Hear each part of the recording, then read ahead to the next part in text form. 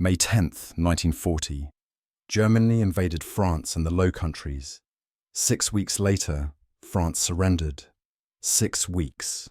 The French army in 1940 was considered one of the finest in the world. More tanks than Germany, more artillery defensive positions that were supposedly impregnable. France had spent 2 decades preparing to never lose another war like World War I. They'd built the most elaborate fortification system in history. They'd maintained the largest army in Europe. They'd allied with Britain. They had every advantage except one: they were fighting the last war. Germany was fighting the next one. This is the story of how the supposedly impossible happened, how France, the great military power that had held the Western Front for 4 years in World War I, collapsed in less than 2 months. How Blitzkrieg shattered doctrines built on World War I experience. How the unthinkable became inevitable. How the world watched in shock as France fell. The shadow of World War I loomed over everything. France had won that war technically, but the victory was Pyrrhic. 1.4 million French soldiers dead. Entire regions devastated. An entire generation scarred by years in the trenches. The French looked at World War I and drew conclusions: war was defensive. Trenches worked. Fortifications could hold. Offense was suicidal. They'd tried it repeatedly in 1914 to 1915 and bled themselves white. The lesson learned was never attack into prepared defenses. Build your own prepared defenses. Make them so strong that no attack could succeed. Force the enemy to attack you, and they'd break themselves against your fortifications, just as the Germans had broken against French positions in 1916. This thinking produced the Maginot Line. Named after the Minister of War who championed it, the Maginot Line was a chain of fortifications along France's border with Germany. Underground barracks, artillery emplacements, anti-tank obstacles, machine gun positions, interconnected tunnels. The fortifications were sophisticated, expensive, and impressive. They represented everything France had learned from World War I, translated into concrete and steel. Behind the Maginot Line, France felt secure. Germany couldn't invade through these fortifications. Any attack would be channeled into areas France could defend. The lesson of Verdun, that defenders with prepared positions could bleed attackers white, would hold. Germany would be forced to attack where France was strongest, and Germany would lose. The problem was obvious to anyone looking at a map, though France chose not to see it. The Maginot Line didn't extend along the entire border. It stopped at the Belgian border. The gap existed for 2 reasons. Belgium was an ally, and France didn't want to imply Belgium might be a threat by fortifying that border. Also, the terrain in the north, the Ardennes forest and the Flanders plain, was considered difficult for a major offensive. The Ardennes was too rough. The forest would slow any attack. Tanks couldn't operate effectively there. Flanders was open terrain, where French mobile forces could respond to any German thrust. So the northern frontier was defended by field armies, not fortifications. This seemed reasonable. It was actually suicidal. French military doctrine between the wars was built entirely on World War I experience. The army trained for defensive warfare. Tactics emphasized methodical preparation, careful coordination, set-piece battles with massive artillery preparation. Speed wasn't valued. Initiative was discouraged. The doctrine assumed time would be available for mobilization and deployment. When Germany attacked, France would have time to move forces, establish defensive lines, bring up reserves. The war would be fought in phases with pauses between offensives for both sides to regroup. This wasn't stupidity. This was rational analysis based on 20 years of studying the last war. The French military was doing exactly what made sense if World War II would be fought like World War I. Germany had different ideas. The Germans had lost World War I by fighting the kind of static attritional war France was preparing for again. German doctrine evolved in the opposite direction. Speed, mobility, concentration of force. The Blitzkrieg concept, though they didn't call it that, initially emphasized rapid penetration with armored and mechanized forces, bypassing strong points, disrupting enemy command and control, creating chaos that prevented coherent defense. The Germans studied their 1918 offensive tactics, which had achieved breakthrough after breakthrough before running out of steam. They studied tank warfare theories that British and French theorists had written, but that neither Britain nor France had fully implemented. German doctrine in 1940 was designed specifically to avoid the static warfare of 1914-1918. The tank disparity is revealing. France had more tanks than Germany, around 3,000, to Germany's 2,500. Some French tanks were superior to German models in armour and armament, but French tanks were distributed throughout the army, assigned to infantry units for support. German tanks were concentrated in Panzer divisions designed for independent action. French doctrine saw tanks as mobile artillery supporting infantry attacks. German doctrine saw tanks as breakthrough weapons that would shatter defensive lines and drive deep into enemy territory. Same equipment, completely different concepts of how to use it.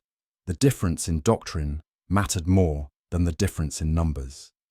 May 10th, 1940. Germany attacked Belgium, the Netherlands, and Luxembourg. The French and British responded exactly as planned. Allied forces moved into Belgium to meet the German attack. This was Plan D: advance to the Dial River in Belgium and establish a defensive line. The Germans were attacking where expected through Belgium and the Netherlands, attempting to repeat their 1914 Schlieffen Plan approach. The Allies were confident. The Germans would be met in Belgium. The fighting would be tough but manageable. The Maginot Line secured the southern flank. Everything was proceeding according to expectations. Then came the Ardennes. While everyone was watching, Belgium German Army Group A was pushing through the Ardennes forest with 7 Panzer divisions. This was the main effort, though the French didn't realize it. The Ardennes was supposed to be impassable to armor. The forests, the narrow roads, the rough terrain. Conventional wisdom said tanks couldn't operate there effectively. Conventional wisdom was wrong. The Germans had scouted the routes. They'd planned meticulously. The panzer columns stretched for miles, crawling through the forests, navigating the limited roads. It was a logistical nightmare. If the French had contested the advance aggressively, they could have created traffic jams that would have stalled the entire offensive.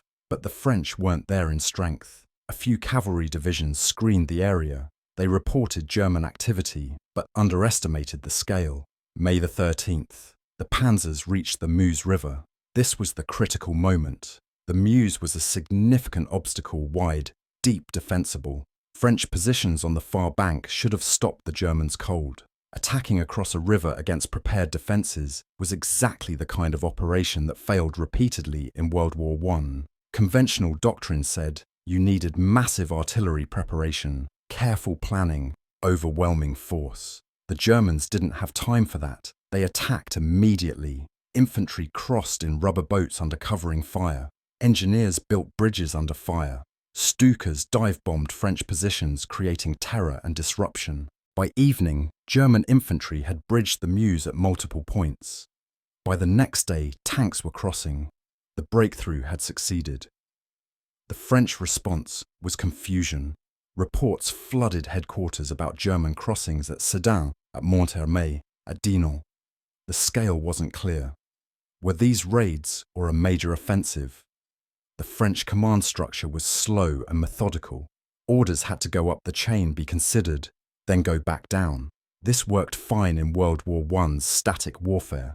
It failed catastrophically against Blitzkrieg. By the time French commanders understood what was happening and ordered counterattacks, the Germans were already miles beyond the crossing points. The counterattacks hit empty positions or ran into German forces that had already consolidated. May 14th, 20th. The Panzer spearheads drove west, not north toward the main Allied armies in Belgium, not south toward Paris, west toward the English Channel. This was the brilliant strategic move that nobody expected. The Germans were cutting behind the Allied armies in Belgium, severing their supply lines, trapping them. The French military leadership couldn't believe it. Panzer divisions were driving deep into French territory without infantry support, without securing their flanks stretched out over hundreds of miles. Every doctrine said this was suicide. Extended supply lines were vulnerable. The panzers could be cut off, except they weren't. The French attempts to cut the Panzer corridor failed repeatedly. The Germans moved too fast. French forces couldn't concentrate quickly enough to mount effective counterattacks. The speed of the collapse was psychologically devastating. French units that weren't directly engaged often retreated without fighting when they heard Germans were behind them.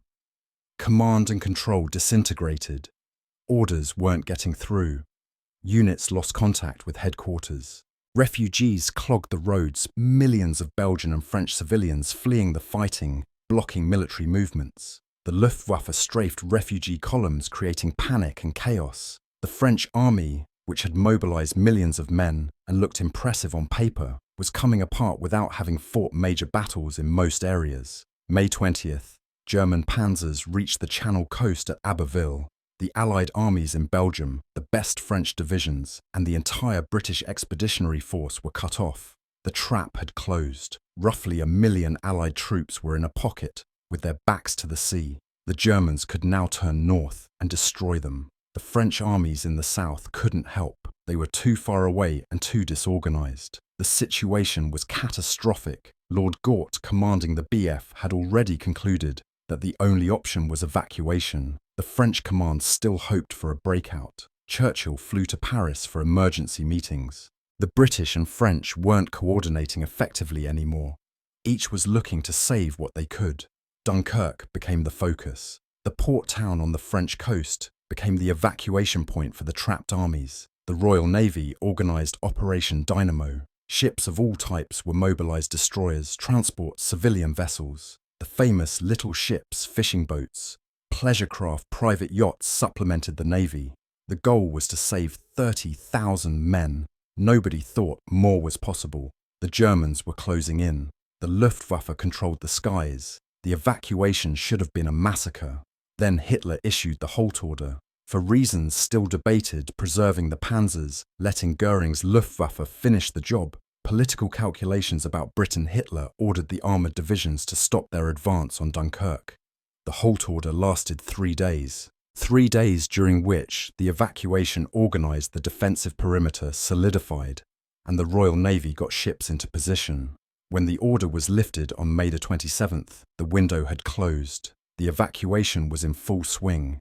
The defensive perimeter held. Over 338,000 troops were evacuated by June 4th. The BF survived. Many French soldiers escaped as well. It was a strategic disaster, salvaged into a miraculous escape. But France still had armies in the field. The Germans had won in the north. Now came the second phase. On June the 5th, the Germans attacked south toward Paris. Operation Fall Rot, case red. The French army was demoralized, disorganized, and had lost its best units either in Belgium or at Dunkirk. But there were still millions of soldiers. Paris was defended. The French hoped to stabilize a line and continue fighting. This hope lasted days. The German breakthrough was immediate. French resistance crumbled. Units retreated or surrendered. The cohesion that makes an army effective was gone. June 10th. Italy declared war and attacked southern France. This kicked France while it was down minimal Italian success, but it added another front France couldn't defend. The same day, the French government fled Paris. The government relocated first to Tours, then to Bordeaux. Paris was declared an open city to prevent its destruction. German troops entered on June 14th. The swastika flew from the Eiffel Tower. The psychological impact was immense. Paris, the capital of France, one of the great cities of Europe, occupied without a fight. The political situation collapsed along with the military. Prime Minister Reynaud wanted to continue fighting. Others in the government argued for armistice. Marshal Pétain, the hero of Verdun, advocated ending the war. The debate was agonizing. Continue fighting and France would be devastated. Surrender and France would be occupied. Reynaud resigned on June 16th. Pétain became Prime Minister and immediately sought armistice. Churchill desperately tried to keep France in the war, even proposing a political union between Britain and France. The proposal was rejected. France was done. June 22nd. The armistice was signed in the same railway car where Germany had signed the armistice ending World War I in 1918. Hitler insisted on this symbolic humiliation. The terms were harsh. Germany would occupy northern and western France, including Paris and the entire Atlantic coast. Southern France would remain unoccupied under a French government at Vichy. The French army would be demobilized. The navy would be neutralized. France would pay occupation costs. The Third Republic effectively ended. Pétain's Vichy government would be a German puppet. 6 weeks, May 10th to June 22nd. That's how long it took. The French army, which everyone assumed would resist for months, at minimum collapsed in 6 weeks. The fortress mentality built on World War I experience shattered against Blitzkrieg tactics. The Maginot Line was bypassed and rendered irrelevant. The methodical French command structure couldn't cope with the speed of German operations. The defensive doctrine that emphasized holding ground failed against an enemy that moved faster than you could respond. The reasons for the collapse are multiple and interconnected. Doctrine was the fundamental problem. France prepared for World War I redux. Germany prepared for something new. French doctrine emphasized defense and methodical operations. German doctrine emphasized speed and disruption. When the two met, the slower-moving force was overwhelmed before it could respond effectively.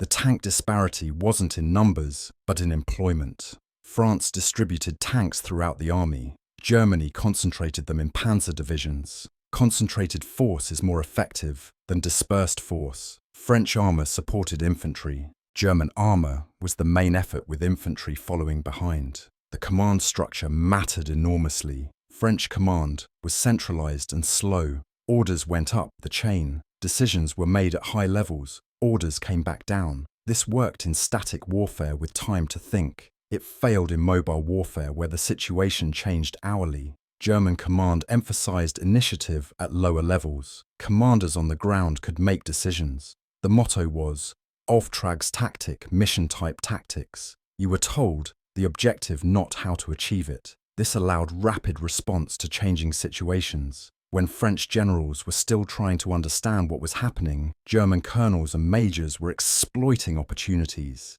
The psychological impact was devastating. The French army had low morale going into the war. The trauma of World War I, the political instability of the 1930s, the sense that this war was necessary but would be terrible. When the breakthrough came and spread with shocking speed, morale collapsed. Units that might have fought effectively gave up. The sense of inevitable defeat became self-fulfilling.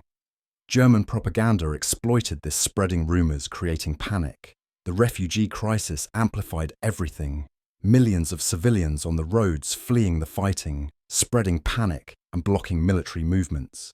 The air war was less decisive than Luftwaffe propaganda claimed, but still significant. German air superiority wasn't absolute, but the Luftwaffe controlled the skies over the key breakthrough areas. Stuka dive bombers attacked French positions, supply lines, and command posts. The psychological impact of air attack was enormous. The sound of Stuka's diving was terrifying. The disruption to command and logistics was real. French and British air forces fought, but were outnumbered and outpositioned. They couldn't prevent German air attacks where they mattered most. The Allied coordination failure was critical. Britain and France were allies, but didn't coordinate effectively. Different doctrines, different assumptions, different priorities. When crisis hit, the alliance strained. The British prioritized saving the BF. The French wanted Britain to commit everything to defending France. These tensions were manageable during the phony war period before May 1940. They became fatal during the crisis. Neither side trusted the other completely. Decisions were made independently. The lack of unified command hurt both nations. The German success wasn't inevitable. The plan was risky. The Ardennes crossing could have been stopped. The extended supply lines could have been cut. If French counterattacks had been faster and more aggressive, the Panzer corridor could have been severed. If the halt order at Dunkirk had never been issued, the BEF would have been destroyed, and Britain's ability to continue fighting would have been compromised. The Germans took risks that succeeded partly through skill and partly through French failures. A better French response might have stalled the offensive, allowing time for Allied forces to reorganize. But the French response wasn't better because French doctrine and structure didn't allow for better response. This wasn't incompetence. The French military had competent officers, brave soldiers, good equipment, but they were organized, trained, and doctrinally prepared for the wrong war. When the actual war turned out to be something different, they couldn't adapt quickly enough. Armies are institutions. Changing institutional doctrine and structure takes time. France didn't have time. 6 weeks from invasion to surrender isn't enough time to recognize your entire approach is wrong, develop new doctrine, retrain your forces, and implement changes. The war moved faster than institutional adaptation could occur. The impact of France's fall reverberated globally. Britain stood alone. Churchill's "We shall never surrender" speech came directly from this crisis. The Soviet Union saw that France had fallen, and Germany now dominated Europe. Stalin accelerated Soviet military preparations, but he also tried to placate Hitler buying time. The United States watched in shock. American isolationism was shaken but not broken. Pearl Harbor was still 18 months away. France's fall made clear that Germany was winning. The Nazi system wasn't just evil, it was effective. This was terrifying. For France, the fall led to occupation collaboration and resistance. Vichy France under Pétain collaborated with Germany to varying degrees. The resistance fought back, growing stronger as the occupation continued. The French forces that escaped to Britain continued fighting. De Gaulle's Free French became the symbol of continued French resistance. But for 4 years, France was occupied. The psychological and political scars lasted decades. France's military reputation, built over centuries, was shattered in 6 weeks. The recovery would take generations.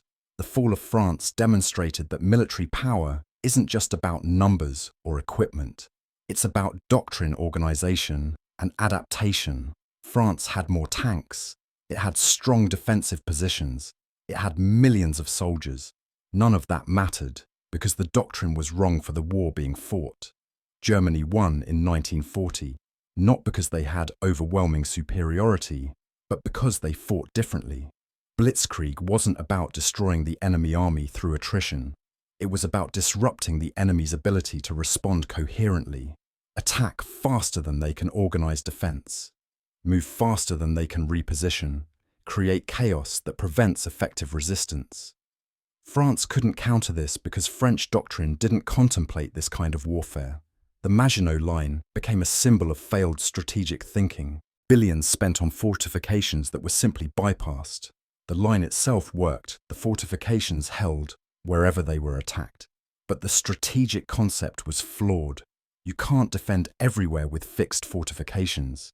You have to be able to respond to attacks wherever they come. France built the Maginot Line and thought it solved the defense problem. It didn't. It created a false sense of security that allowed Germany to attack where France was weaker. Dunkirk's evacuation deserves its legendary status. Over 338,000 troops saved when the expected number was 30,000. That's not just lucky. That's skilled naval operations, brave civilian participation, effective air cover from the RAF, determined defense by the soldiers holding the perimeter, and yes, Hitler's halt order giving 3 crucial days. Dunkirk wasn't a victory, as Churchill said. Wars are not won by evacuations, but it preserved the British Army. Those troops would fight again in North Africa, Italy, and Normandy. Without Dunkirk, Britain's ability to continue fighting would have been severely compromised. The fall of France in 1940 was the collapse of an old order. The military concepts, the defensive mindset, the World War I-based doctrine, all of it failed against modern mobile warfare. France had spent 20 years preparing for the wrong war. Germany spent those years preparing for the next war. When they met, preparation mattered more than tradition. Speed mattered more than fortification. Initiative mattered more than procedure. 6 weeks. That's all it took for one of the world's greatest armies to collapse. Not because French soldiers were cowards, they weren't. Not because France lacked military capability, they had plenty.